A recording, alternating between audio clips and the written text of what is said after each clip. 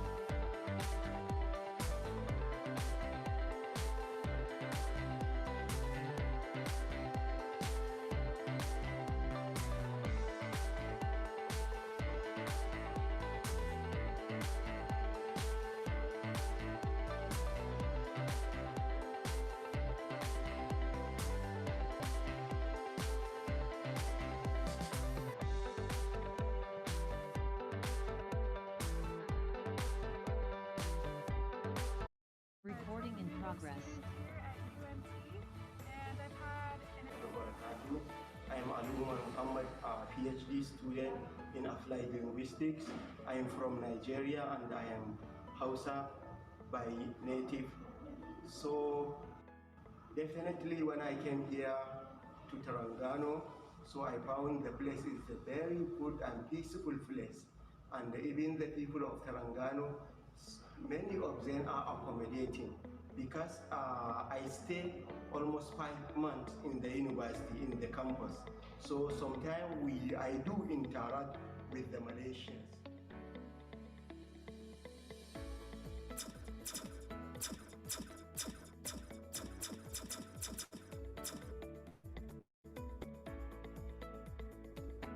Salamat datang ke أهلا وسهلا بكم في جامعة جامعة.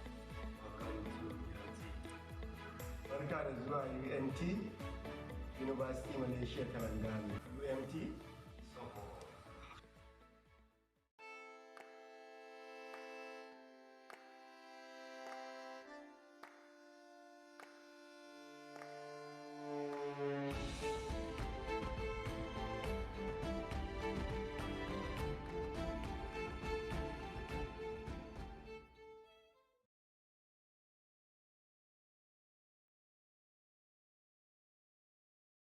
Hello and good afternoon.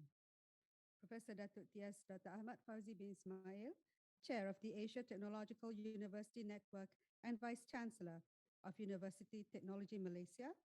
Professor Datuk T.S. Dr. Wahid bin Razali, Deputy Chair of the Asia Technological University Network and Vice Chancellor of the Universiti Tun Hussein On Malaysia. Professor Dr. Mazlan Abdul Ghaffar, Vice Chancellor of University Malaysia Terengganu, Malaysia. Professor Dr. Dayang Hajar Zorah binti Haji Sulaiman, Vice Chancellor of University Teknologi Brunei. Professor Dr. Insinyur Muhammad Ashari, Rector of Institut Teknologi Sepuluh Nopember, Indonesia.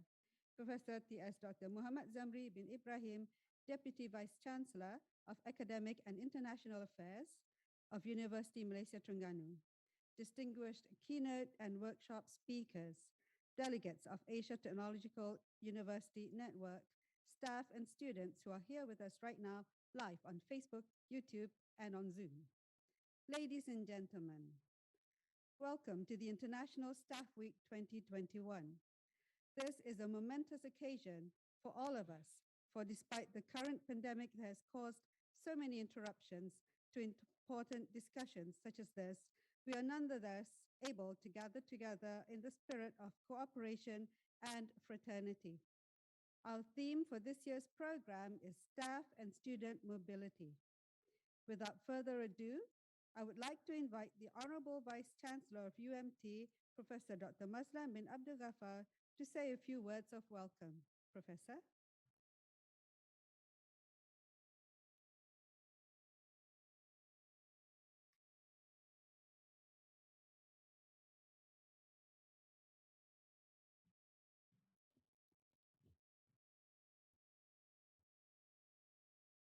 Bismillahirrahmanirrahim.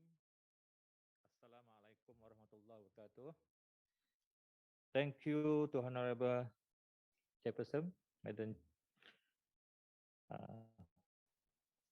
my distinguished guests, Prof. Datuk PS Dr. Ahmad Fauzi bin Ismail, Chairperson Asia Technological University Network, Vice Chancellor Universiti Teknologi Malaysia, Prof. Datuk TS Dr. Wahid bin Rasali, Deputy Chair, Asia Technological University Network, Vice Chancellor Universiti Tun Hussein On Malaysia, Prof. Dr. Dayang Hajah Zohrah binti Haji Sulaiman, Vice Chancellor of Universiti Teknologi Brunei, Prof. Dr. IR Muhammad Ashari, Rector of Institut Teknologi Sepuluh Nopember, Indonesia, my colleague Prof. TS Dr. Muhammad Zamri bin Ibrahim, Deputy Vice Chancellor, Academic and International of Universiti Malaysia Terengganu, my distinguished keynote and workshop speakers, delegates of Asia Technological University Network, staff and students who are here with us today on Facebook, YouTube, as well as Zoom. Okay. It gives me a great pleasure to give you all a very warm welcome on behalf of Universiti Malaysia Terengganu and to say how grateful we are to have you to join this program. I would like to express my aspiration to Associate Professor Dr. Ahmad Faisal bin Muhammad Ayub, Prof. TS Dr. Lam Su Siong, and UMT ATU-Net Secretariat Team, UMT International Center, and our distinguished partner universities for coordinating and organizing this program today, providing a platform to promote international mobility program between UMT and our partner universities, especially in the niche of marine science. Ladies and gentlemen, through the mobility program, we can learn more about the international values and aspiration of ethics and spirituality, leadership, university of tradition, access to great experiential learning and unity. From 2015 to 2021, the total number of UMT students participating in mobility program, including outbound and inbound, have achieved almost 4,500 students. This number reflects the strong desire by UMT to gain international networking with other universities abroad. Despite the global uncertainties, universities need to have and maintain strong international networking and mobility activities. And our university is very supportive of receiving students from overseas, as well as sending our students abroad for these mobility programs. We have been able to maintain good participation and also organizing international events during this pandemic era. And in this challenging time, The International Center of UMT continues the effort of supporting, encouraging, and engaging with the faculties to organize, participate in many programs via online method. Such programs encourage our students to go in group or individual to participate in international industrial attachment and presenting in symposium. Through this active collaboration, our university maintain great relationship with the partners, universities of various countries in Bangladesh, Korea, Thailand, and United Kingdom, United States, France, Belgium, and many more. Due to our strong presence in international participation, university shall be able to create a stronger network for students exchange with also additional funding and support from Ministry of Higher Education and our ASEAN partners. I would not want to stress my speech today as we are looking forward to know more about the contents of workshop from our university and partner universities. I would like to thank everybody involved in the execution of International Staff Week today, and I pray that everything planned for this program will run as smoothly as possible.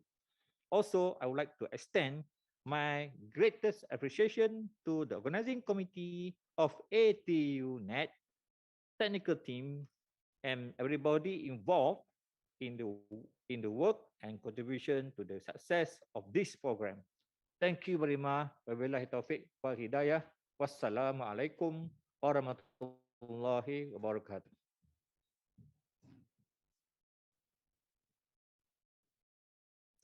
Thank you, Professor.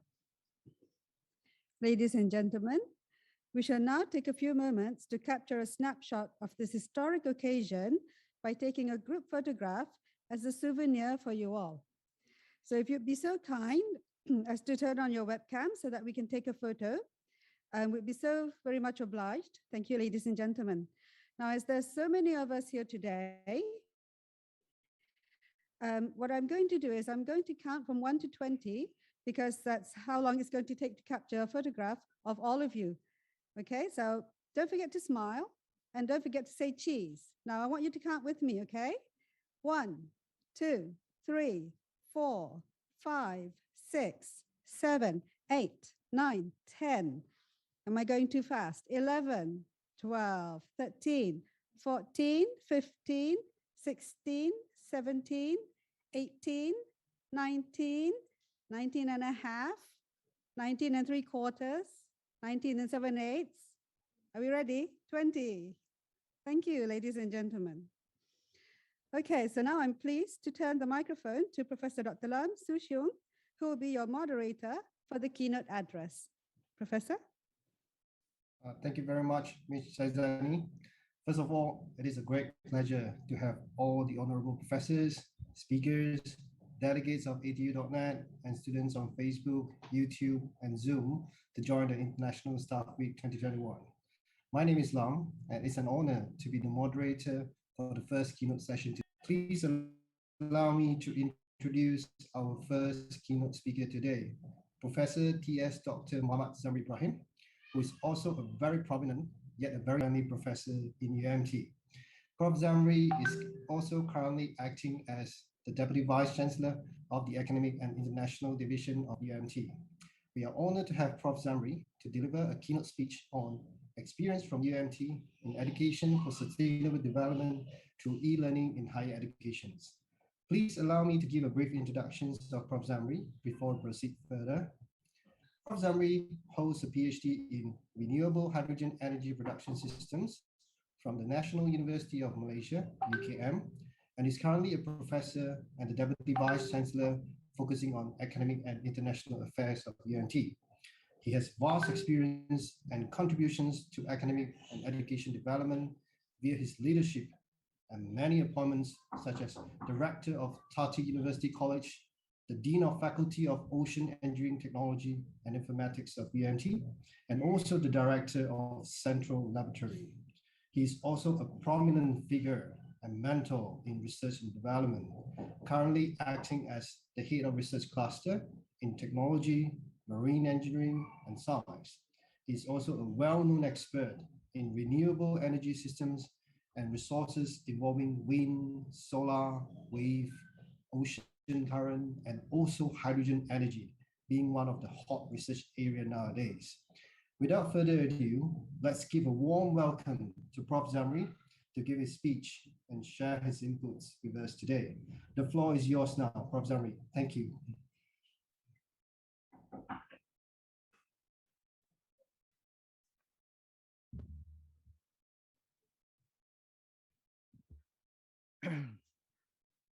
Bismillahirrahmanirrahim. Assalamualaikum warahmatullahi taala wabarakatuh, and very good afternoon.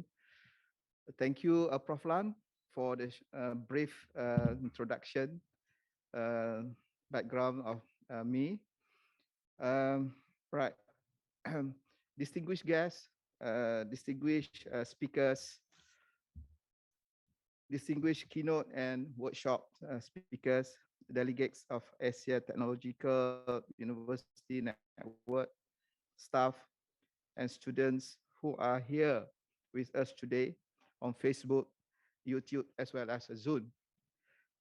My talk today will be on the title of Education for Sustainable Development through E-Learning in Higher Education, experiences from Universiti Malaysia Terengganu, UMT. First of all, I would like to thank you for inviting me as a keynote for this session.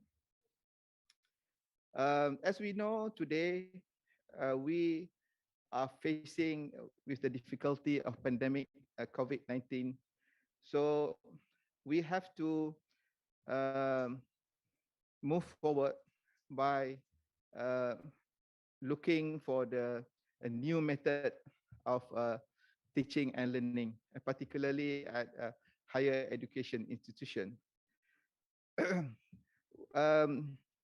As we know, this concept is really,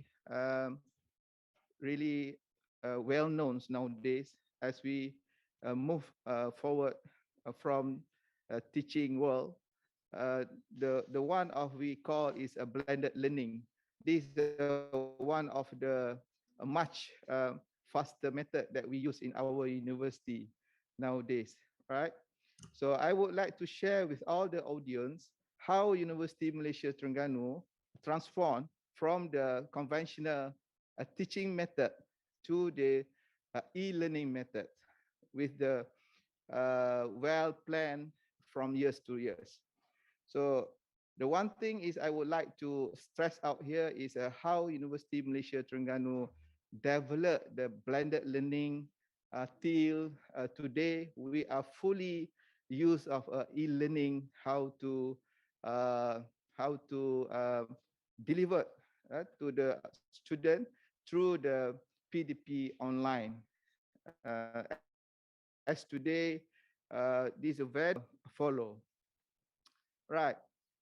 Based on this what we call the 10 leap, 10 leaps of the Malaysian higher education plan. So this is very important for us because Universiti Malaysia Terengganu actually work out based on these leaps, which is we call here is leap 9, or we call it a shift 9, whereby in this shift actually it consists of a few domain. For example, here we have dasar e-pembelajaran negara, or we call here as e-learning policy, national e-policy learning for Malaysia. We have a 6 domain we call as infrastructure and infrastructure. For example, under this infrastructure and infrastructure, we should have internet, Wi-Fi coverage, e-learning platform, ICT equipment, and software. Number 2 is the governance. So we have to have a governance in order to implement this e-learning system, yeah, in university. Number 3 is online pedagogy. Yeah, this also is a very important, how actually we can deliver to our students through the system that we have. E-content, professional development, and last one is a cultivation. So these 6 domain under the national learning policy for Malaysia. On top of that, we also are focusing on the pedagogy based on the SDG, Sustainable Goal Development. So if you look at on this under the SDG number 4 is quality education as well as IR 4.0. So this is under SDG. Actually, one of the key that we are focusing here is how we can implement the blended learning support, BLS, particularly in Universiti Malaysia Terengganu. Right. Based on the Malaysian education e-learning policy, actually we have a 3 phase that we have to go through. Phase 1, 2015, actually we have to have at least 30% of all courses offered by the IPT. 5% e-assessment should be implemented in the blended learning. 3 courses must be offered openly, Mohd, massive open course by higher education institution. Phase 2, 2016 to 2020, at least 50% of all courses offered by each IPT must be conducted in the form of a blended learning. 10% assessment should be implemented in blended learning, and 15 courses should be offered openly, by higher education institution. And then lastly, phase 3, between 2021 up to 2025, should have 70% of courses offered by each IPT must be conducted in the form of blended learning. 15% e-assessment should be implemented in the blended learning, and 30 courses must be offered openly by higher education institution. Okay, I would like to share based on this national e-learning policy. UMT actually started to develop learning management system at Universiti Malaysia Terengganu, or we call as LMS, right? As we know, under this LMS, actually we have a few items that we have to focus on. Among of them, we have to focus on the administration, the documentation, tracking, reporting, right? Delivery of educational courses, so on and so forth. So that is the main thing which Universiti Malaysia Terengganu focus through, I think started from 2019, something like that. But right, how LMS work? So in order to LMS work, so we have to have a few items under this LMS. For example, we should have, of course, the participant, which consists of teachers, students, organization of the higher education. Input, of course, from these lecturers. We should have materials can be stored, organized, assessment can be given to our students. Requirement, of course, we have to have a very good facilities in terms of the internet facilities, deliver learning via a computer, tablet, a smartphone, right? Processes using this LMS platform, such as modules, Blackboard, Decibel, etc., etc. So this is how Universiti Malaysia started on this e-learning at our university. If I can share of this experience from Universiti Malaysia Terengganu, actually we started 2009. We developed a Blackboard system. Through this Blackboard system, actually we use a one-share product, a licensed product, very highly cost, yearly subscription. developed by vendor. But now we shift 2011 to Lentra. We use this open source system, use the internet expertise for module development and maintain purpose. And of course, 2022, and for now, we are concentrate on this developing dashboard for reporting, yeah, dashboard for MOOC, micro credential, so on and so forth. Yeah. So this is how actually we develop the e-learning in our university. Yeah. Right. So based on that, we develop e-learning platform. For example, Lentra at Universiti Malaysia Terengganu. So a student can browse through this platform. For example, we have here is Oceania. Oceania is for the undergrad students, for example. So all the undergraduate, we use the e-learning through this platform, Oceania. So we have Wadi. Wadi is a focus for the student from diploma or foundation. We have also is Oasis, for example. So this one's for postgraduate students as well as our staff. We use this platform. So we have so many platforms for this e-learning in order to help a student through this difficulty time. Right. Again, so this one is, as I mentioned just now, we have a few platforms, Oceania, Oasis, Bicara. Bicara is actually a platform which we developed for a web conference, right? We have a Wadi, a platform for the diploma, just now I mentioned, right?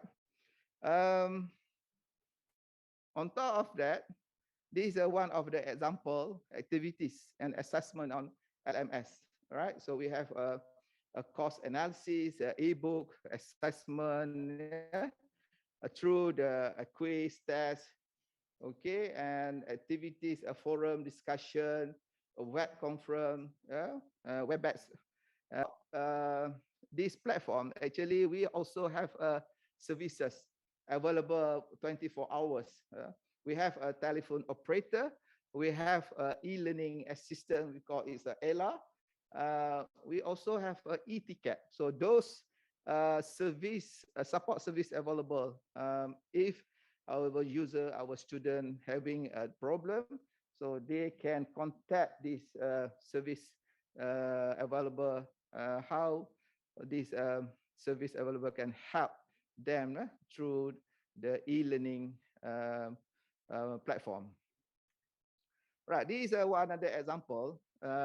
Since we have already developed this blended learning through this, I think since 2014, if you look at here, semester 1, 2014, up to phase 3, we have semester 1, 2020, 2021. Yeah. So actually, we are targeting that every semester, our courses 100% will be implemented in the blended learning. So far, I think at the moment, we are almost every semester, we have 100% of the achievement of the blended learning. Yeah. So this is how we measure either the lecturer already completed of the blended learning exercise. So we have here a syllabus, no activity assessment, so on and so forth. So all the lecturer have to follow this step in order to fulfill this more blended status. Okay, so this one is actually one of our achievement of the blended learning. It's in form of the infographic. So we can see as we move on, we actually increasing the percentage of the blended learning from year to year. Okay, once again, so this is a result of the student when we compare face-to-face learning and as a e-learning right now. So we can see the result of the student from years to years, it's become better and better. It looks increasing in terms of these CGPAs and so on and so forth. Okay. Right. Some of a few things that I would like to emphasize here.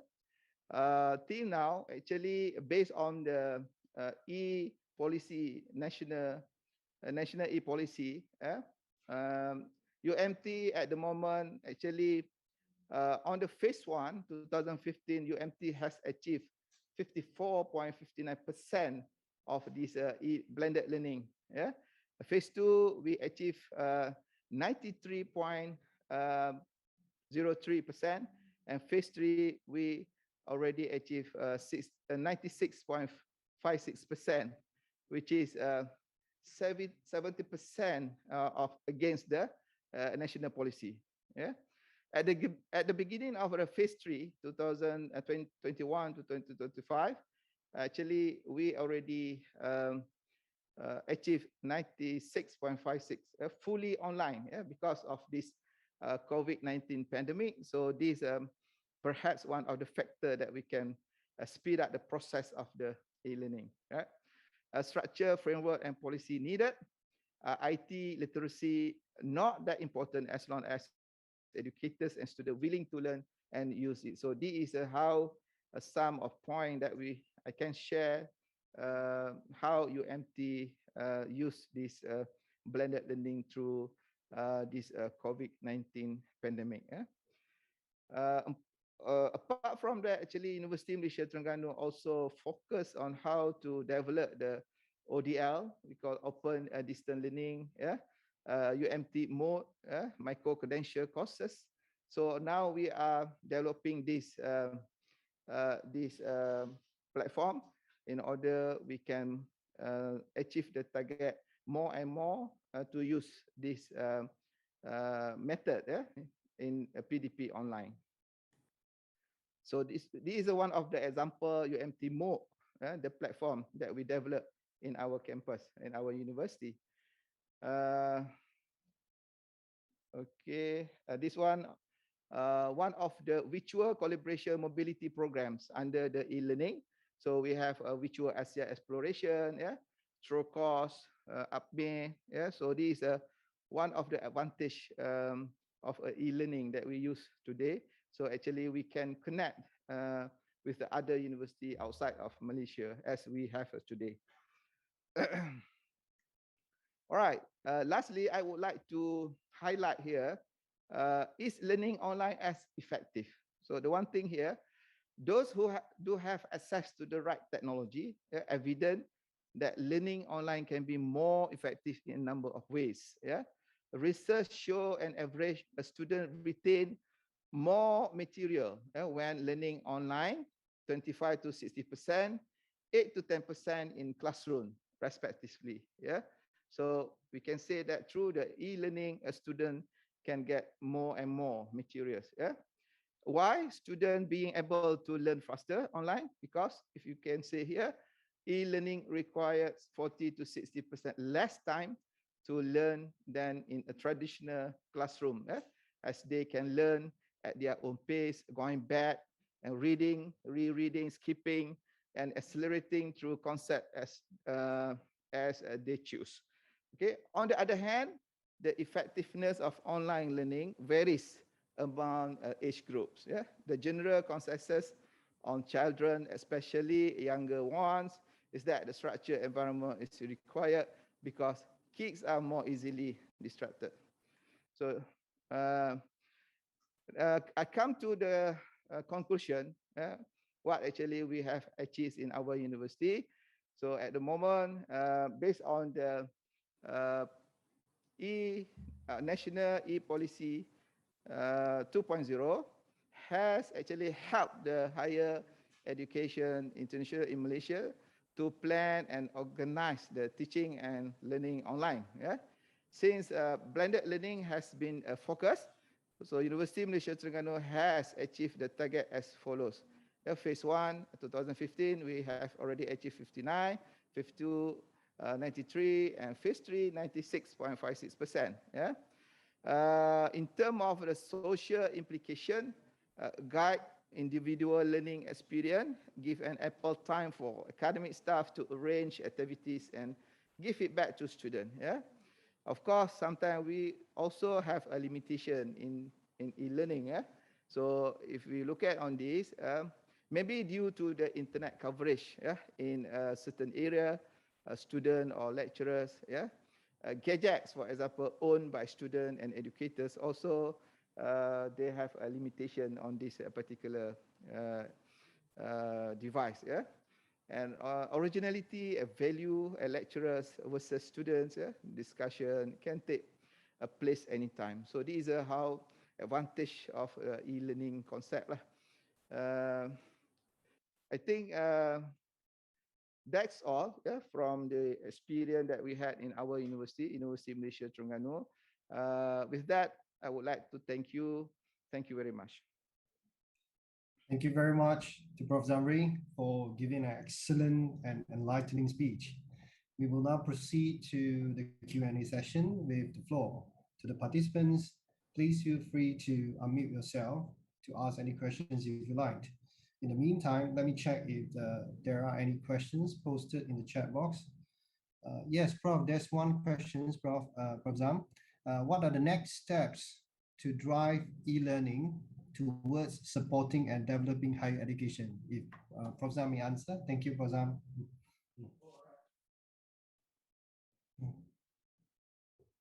Okay, thank you, Prof. Lan, for the question. All right, in our university nowadays, we are strengthening the platform for execute others. Instead of blended learning, we also focusing on the MOOC. We also focusing on the micro credential, and also for the open distance learning. So these are three platform or three methods now in our university. We are strengthened so that we can execute as soon as possible for all the program that we offered at our university. Thank you, Prof. Lam. Thank you, Prof. Zam. If I may ask another questions, Prof. Zam? Yeah, sure. Given the current pandemic situation, how do you foresee e-learning can facilitate staff and student mobility? Thank you, Prof. Zam. Right. How do you foresee e-learning can really help on staff and student mobility? I believe through this e-learning, actually, it will help a lot to staff as well as students. But the one thing that we have to have a very good facilities, we have to have a very good in terms of the facilities such as internet, a platform that we develop, so that everybody can use without further problems. So I believe with this development nowadays, of course, through this kind of platform like we have today, like this International Staff Week 2021, this is a very good exercise that we conducted today. I believe it actually will help staff and students directly and as well as indirectly. So that is my view or my opinion, Prof. Lam. Thank you very much, Prof. Zam. I think, let me just check again if there is any more questions in the chat box, Prof. Zam. I think that's all. So I think that's all for this keynote sessions. And thanks a lot again to Prof. Zamri. All right, thank you, Prof. Lam. And also respond to the questions. With this, I conclude these keynote sessions, and I kindly pass the session back to Ms. Chaizani. Thank you.